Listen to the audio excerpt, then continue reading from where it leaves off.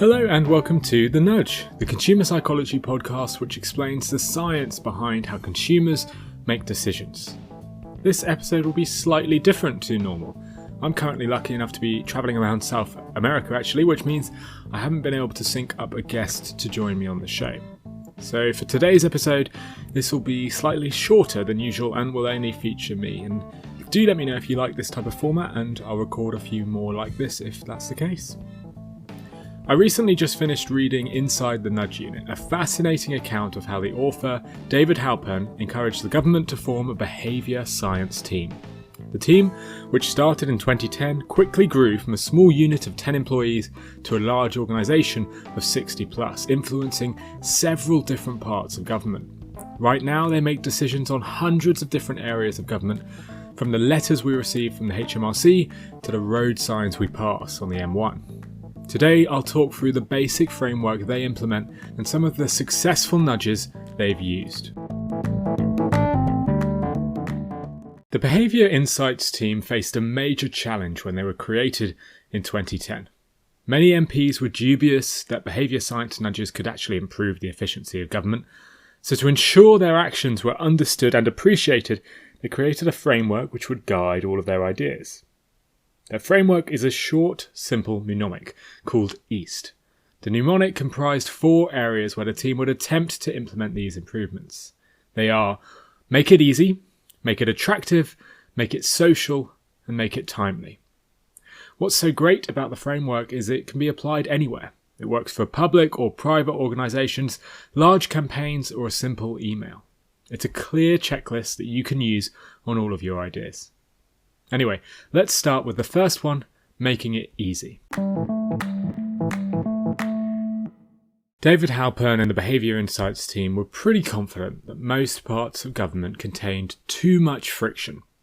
They gave a compelling example stating that most of us had the intention of switching our energy supplier to get a better deal, but most don't do it due to the paperwork, time and effort involved.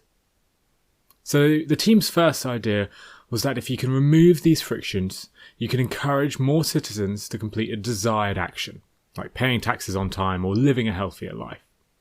One way the team did this was by harnessing the power of defaults. Pretty much all behaviour science literature suggests that we have a strong desire to stick with the default option. By changing the default, you can usually elicit a fairly large change in behaviour. For example, the team knew that getting citizens on pension schemes was a pretty good idea. Surveys clearly showed that people wished they'd put more money in a pension scheme earlier, but simply never got round to doing it. In other words, there was too much friction.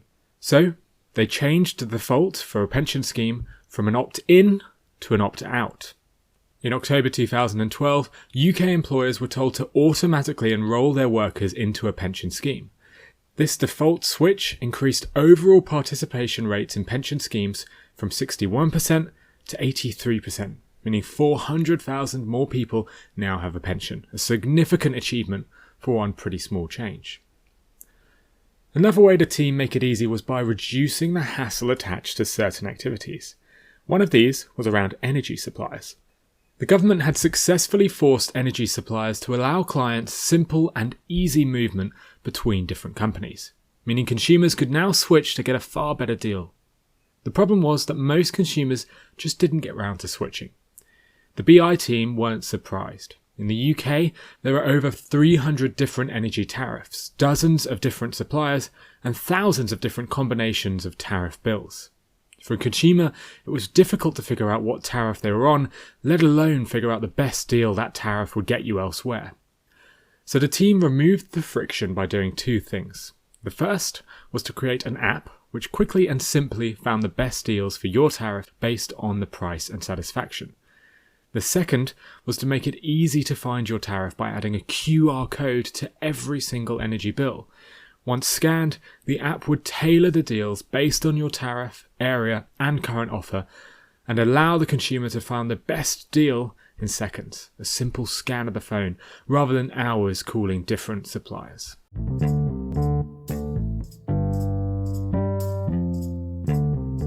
So that was the first principle of EAST, making it easy. Let's move on to the second principle, make it attractive. Being distinct, standing out, having salience are important not just to large businesses with bulging marketing budgets, but also for simple communications. Making a communication attractive makes it more likely to be noticed and more likely to be actioned on. For example, putting a handwritten post-it note on envelopes increased the response rate to a survey by the Irish Revenue from 19% to 36%, a fairly significant increase for a pretty small change. But the BI team discovered more nuanced ways to grab attention. The UK's DVLA struggled with individuals who failed to pay tax on their vehicles. All in all, it's estimated that around 250,000 unlicensed vehicles were present on UK roads, representing around £40 million lost in taxes. The DVLA has traditionally focused on placing larger and larger fines on these individuals, but these barely moved the needle. So the BI team used a different approach to grab their attention. The team tweaked the normal letter to include an image of the vehicle the recipient was driving. This attracted the attention of the recipient and made the idea of losing their vehicle or paying a hefty fine far more salient. This increased the percentage of vehicle relicensing from 40% to 49%. Now, hopefully many of you are listening and nodding along to this, hopefully acknowledging the power of personalising a message to capture attention. It's the classic cocktail party effect. The Behaviour Insights team truly quantified this power with a trial aimed at encouraging doctors to pay outstanding tax. Typically, only 3.8% of doctors with outstanding tax actually paid when they received the standard tax letter. However, when sent the same letter with a slight tweak that referred to them as a doctor rather than not referring to them as their job title at all, the amount of responses skyrocketed to 21%, from 3.8% to 21%. Personalising this message, even with only the recipient's occupation, significantly improved action. The team have found success with this approach all over government, including tax collection letters in Australia and university applications in the UK. But they also used it for a slightly different audience.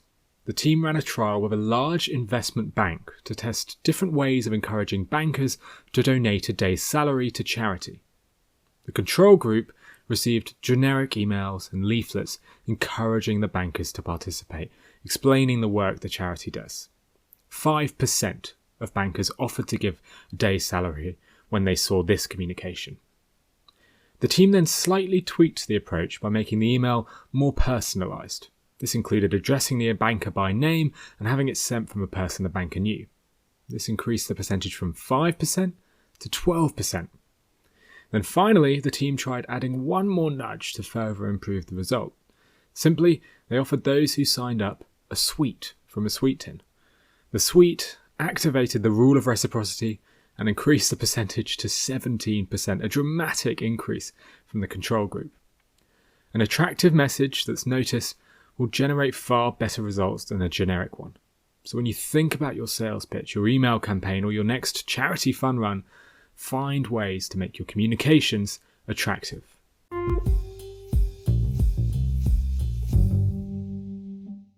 The third principle of East is make it social.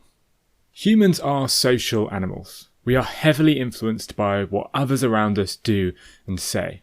Give our Social Proof podcast a listen to hear about some of the weird ways we blindly follow others. The BI team knew that social proof could dramatically improve how governments work, so they went about implementing it across departments. They started by adding a classic social proof statement to tax letters. The new BI-influenced message stated that most people with your level of debt in your area pay their tax.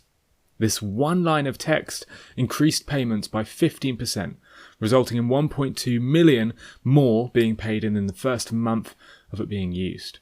This tiny change was so significant that the HMRC and Behaviour Insights team were awarded the 2013 Civil Service Award for Innovative Delivery. They then started applying this same principle to encourage people to donate more to charities in their wills. They asked the Co-op Legal Services to test social proof messages in their telephone scripts to see if it had any effect. The new script added just one question, asking, "Many of our customers like to leave money to charity in their wills. Are there any causes you're passionate about?" This one question alone raised twice as much money for charity as the traditional script, simply utilising the social proof principle to serious effect. Moving away from donations and tax, the BI team then wanted to apply the Make It Social principle to job seeking. They wanted to know if small improvements to the UK's unemployment service, JobCenter, could decrease the number of people unemployed. The team attempted to use the commitment principle to encourage job seekers to follow up on their promises to go to job interviews. Todd Rogers, a US social psychologist, found that you could dramatically improve voter turnout by simply asking a voter how they get to a polling station. It's believed that when the voter explained how they plan on getting there, they make a commitment to themselves to follow through with that action. The BI team thought it made perfect sense to apply this insight to the JobCenter. So job advisors were asked to ask job seekers what they planned on doing in the following week to get a job. They were then asked to write these commitments down in front of the job advisor, who then follows up to see if they were successful. This commitment to act dramatically increased the amount of job seekers off benefits within 13 weeks. In other words, it got people back to work faster. And it was just the consistency principle that was being added here. There was no other changes to the JobCenter's processes. Now we're on to the fourth and final principle of EAST. Make it timely. We respond differently to prompts depending on when they occur. For example, we're more likely to run a marathon when we turn 29, 39 or 49 as individuals see a 9-ending year as more significant. We're also far more likely to change our habits after a major life event like getting married, having a child, or losing a close relative. The importance of timing is well recognised by social psychologists, but is often overlooked in government policy making. The Behaviour Insights team strived to change this by prompting people when they were most likely to be receptive. The team tested this hypothesis with Her Majesty's Court Service. This department was ultimately in charge of sending bailiffs to a property if somebody refused to pay all their fines. Typically, the department would send a series of more and more serious letters to individuals, but the BI team wanted to trial if a well-timed text message could make a bigger difference. The key moment that was identified was the final opportunity to pay before a bailiff was issued. So, in a randomised controlled test, some individuals received this text one day before the bailiff was scheduled to visit. This timely message, which simply said, "A bailiff is on his way, please pay your fine," had a major impact. The amount of fines paid by individuals who didn't receive the text was £4. Those that did receive the text paid more than double, on average, at £13. Simply one new well-timed message worked dramatically, saving the government money and also saving the citizens an unwelcome visit from the bailiff.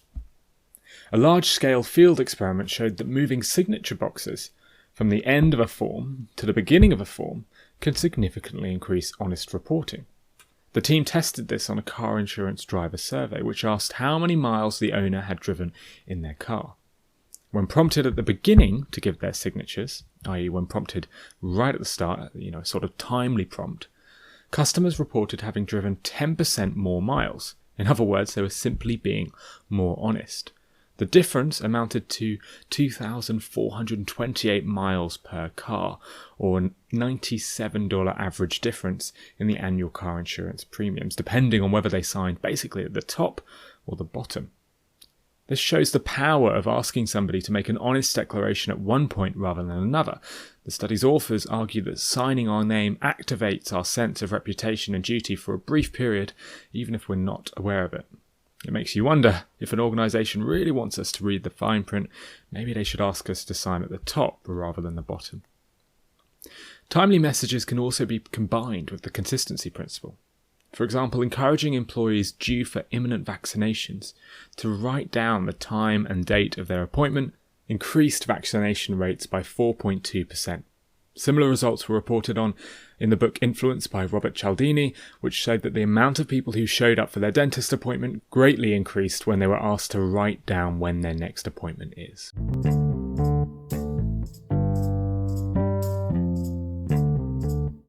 Anyway, that's it from me today. Thank you again for listening to this episode of The